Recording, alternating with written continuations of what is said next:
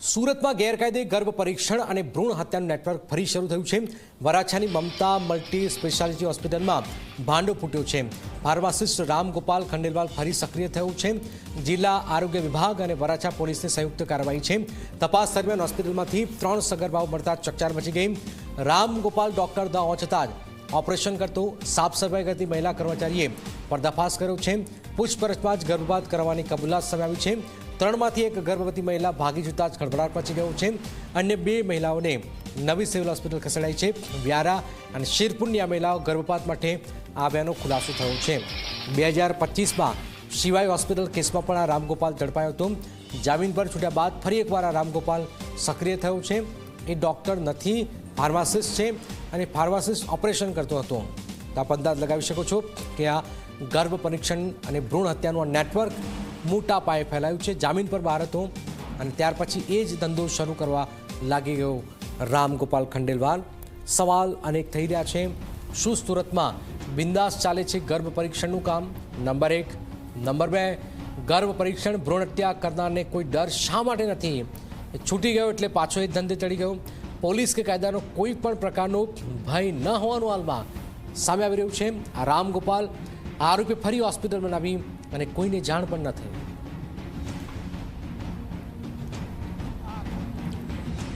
ચકાસણી દરમિયાન ત્યાં ગર્ભપાત માટેના 3 પેશન્ટો એડમિટ હતા। એમનું ડિટેલમાં નિવેદન લઈને જે ઇલીગલ એક્ટિવિટીઝ કરવામાં આવી હતી અને બંધ કરવામાં આવી હતી અને જે પેશન્ટોને વધુ સારવાર માટે સિવિલ હોસ્પિટલમાં પણ સુરત ખાતે મોકલવામાં આવ્યા હતા।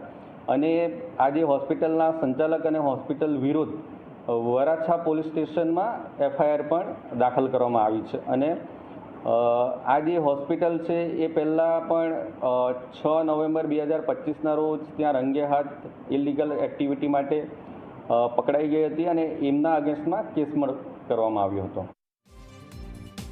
સુરતમાં ગેરકાયદેસર ગર્ભ પરીક્ષણ અને ભ્રૂણ હત્યાના એક મસ્ત મોટા રેકેટનો પર્દાફાશ થયો છે। ખાસ કરીને સુરતના વરાછા વિસ્તારમાં મમતા મલ્ટી સ્પેશિયાલિસ્ટ જે હોસ્પિટલ છે તેમાં છેલ્લા કેટલાય સમયથી ગેરકાયદેસર ગર્ભ પરીક્ષણ અને ભ્રૂણ હત્યાનું આખું જે નેક્સસ છે તે અહીંથી ઓપરેટ કરવામાં આવતું હતું। મહત્વની વાત છે કે ગત રોજ 3 જેટલી જે ગર્ભ ધરાવતી જે મહિલાઓ છે ત્યાં હોસ્પિટલમાં આવી હતી અને ગર્ભ પરીક્ષણ કરવા માટે પહોંચી હતી। આ દરમિયાન હોસ્પિટલની અંદર જ કચરા પોતું કરતી જે મહિલા છે તે મહિલા દ્વારા આરોગ્ય વિભાગને જાણ કરવામાં આવી હતી। આરોગ્ય વિભાગે માહિતી મળતાની સાથે જ જે વરાછા પોલીસ છે તેનો સંપર્ક કર્યો હતો અને ત્યારબાદ વરાછા પોલીસને સાથે રાખીને આ મમતા હોસ્પિટલમાં એક સાથે રેડ કરી હતી। રેડ દરમિયાન 3 જેટલી જે સગર્ભા જે મહિલાઓ છે તે મળી આવી હતી। આ ઉપરાંત આ 3 જે મહિલાઓ છે તેનું ગર્ભ પરીક્ષણ થયું હોવાનો ખુલાસો થયો હતો। આ દરમિયાન 3 પૈકી એક જે મહિલા છે તે ત્યાંથી ભાગી ચૂકી હતી અને મહત્વની વાત છે કે આખું જે નેટવર્ક છે તે રામગોપાલ કરીને જે શખ્સ છે તે ચલાવતો હતો। પોતે ક્વોલિફાઈડ ન હોવા છતાં જે આખું જે ગર્ભપાત જે છે તે પોતે ઓપરેશન કરતો હોવાનું સામે આવ્યું હતું।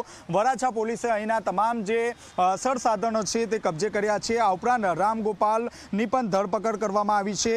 રેડ કરવામાં આવી હતી ત્યારે જે હોસ્પિટલ છે તેમાં અફરાતફરીનો માહોલ છવાયો હતો। જે પૈકી 3 પૈકી એક જે મહિલા છે તે અહીંથી નાસી છૂટી હતી જ્યારે અન્ય જે બંને મહિલાઓ છે તેને નવી સિવિલ હોસ્પિટલ ખાતે સારવાર માટે ખસેડવામાં આવી હતી।